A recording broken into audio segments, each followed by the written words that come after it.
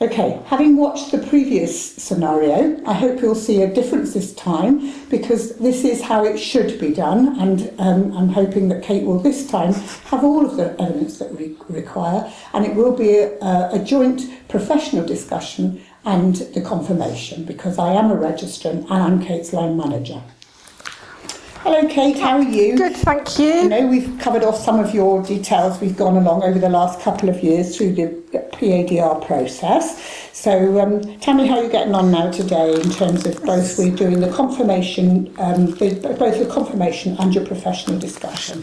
Well, I've made sure that I actually keep everything electronically on the Royal College iPortfolio, but I've printed some bits off as well because sometimes it's easier to do that.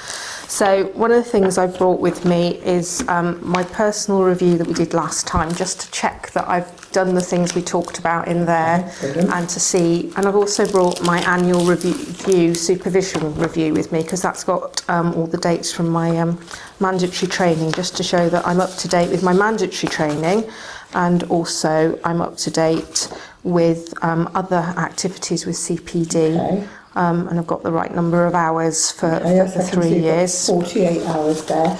And is that divided into participatory and non-participatory CPD? Some of it is, but it would be that one of the things I need to get better at is actually writing down what sort they were, whether it was a conference or whether it was personal learning. And this is a new process, isn't it? So people are learning. Just learning it, and also those are my hours of practice.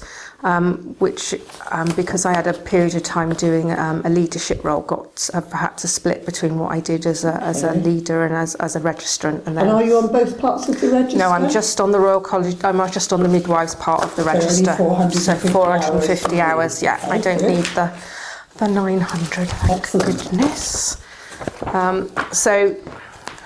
One of the things I've got in here is, this was a piece of work I did on appraisal skills, because I didn't feel I was very good at it.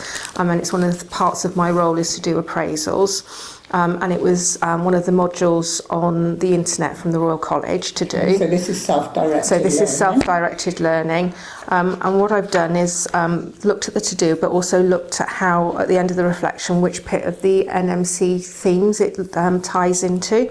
So for me, the appraisal skills looked linked into the prioritising people and promoting professionalism and trust, because actually it was also recognising things that you have to, it's not just about coming as the person who's being appraised has got to be prepared, it's the person who's appraising as well needs to have the information. And I shared that with some of the other Band 7 midwives about how good the module was, because they're now doing more of the PGLs, and some of them have had a look at it as well to see whether or not. So that meets the code as well in sharing your skills and knowledge with others, yes. So we ran a training day for the people who facilitate for the skills and drills. So I did a reflection beforehand because I was really nervous about it.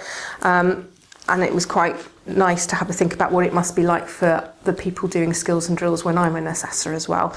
And then I did a piece of reflection afterwards as well about what I learn, how the videos, some of the other people used videos to explain things, that actually I wasn't as rusty as I thought it was, but that there were things to learn as well. And you've got at least 2 others there now, have you, on your reflections? I've got a couple of reflections about a conference I went to. Excellent. And then the other thing I've got is I had a period of time acting up, and I asked the team who I acted up for to give me feedback on how I'd done. One of your practice-related and then I've done a reflection on some of the specific bits that they'd fed back to me. And it was quite nice, because one of the things they highlighted for me I'd thought about already and was thinking about different ways of doing, and it was good to know that I got to change my practice. Okay, lovely.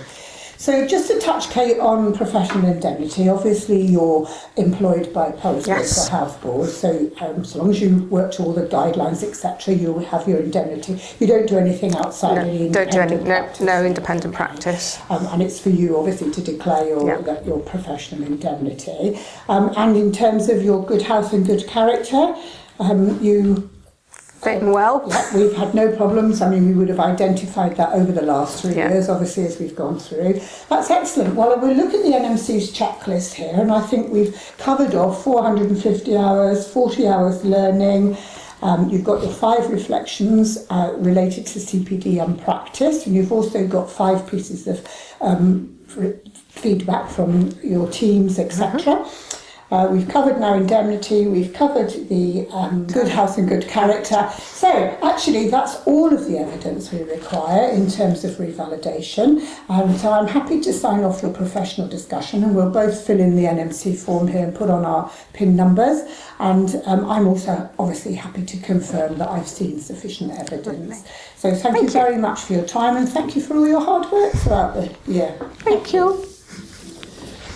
So, to summarise, I hope that people can see 2 very different scenarios there. The first one, obviously, Kate had insufficient evidence, and I certainly wouldn't have been happy to put my name to a piece of paper that said she had sufficient evidence to meet the revalidation requirements from a professional discussion. However, she's gone away, and the reason for that is, obviously, you could see her evidence was very disorganised, there was lots missing, it was out of date, so clearly I couldn't be comfortable in signing her off. She came back on a second attempt with a much more ordered portfolio, everything was up to date. She led the discussion, really, and in particular demonstrating how, as her line manager and doing the professional discussion, we were able to look back over the 3 years that we've worked together and to see that Kate has met her objectives, and as part of that helped to contribute towards the revalidation process. We went through the NMC checklist of the various elements of revalidation, and I'm satisfied that I saw sufficient evidence both from the professional discussion point of view and from the final confirmation. And just to be clear, the confirmation is about confirming I have seen sufficient evidence to meet the NMC requirements. It's not about confirming Kate's fitness to practice. Indeed, I would have been highlighting to her concerns about her fitness to practice over the last year or 2, had we have had any, and it is then for me to make the appropriate referral if we can't address those things locally, and it's the NMC who decide whether somebody is fit to practice or not.